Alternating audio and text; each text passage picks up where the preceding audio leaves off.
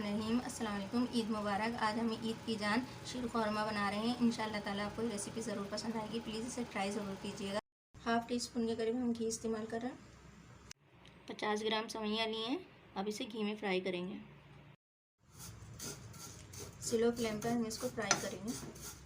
हमने फ्राई कर लिए, अब इसे ठंडा करेंगे। 2 लीटर दूध लिया हमने और 5 से 6 इलायची लिए छोटी वाली, ये इसमें डाल देंगे और बॉयल होने का इंतज़ार करेंगे इसका।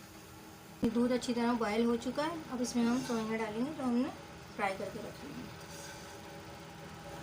हमने 5 से 6 छुहारे ले लिए थे, इन्हें पानी में भिगो के और काट लिया क्योंकि छुहारे सख्त होते हैं। ये भी इसमें हम शामिल कर देंगे। पिस्ते लिए, इन्हें भी बारीक काट लिया, ये भी इसमें शामिल कर देंगे। बाकी गार्निश के लिए इस्तेमाल करेंगे आगे। थोड़ा गाढ़ा होने तक पकाएंगे ताकि सेवइयाँ भी गल जाएँ और दूध में गाढ़ापन आ जाए। इस तरह पक भी चुका है। अब इसमें हम चीनी शामिल करेंगे। चीनी हमने 1 कप लिया। इलायची पाउडर डाल रहे हैं। तैयार हो गया। अब इसे हम ठंडा करेंगे।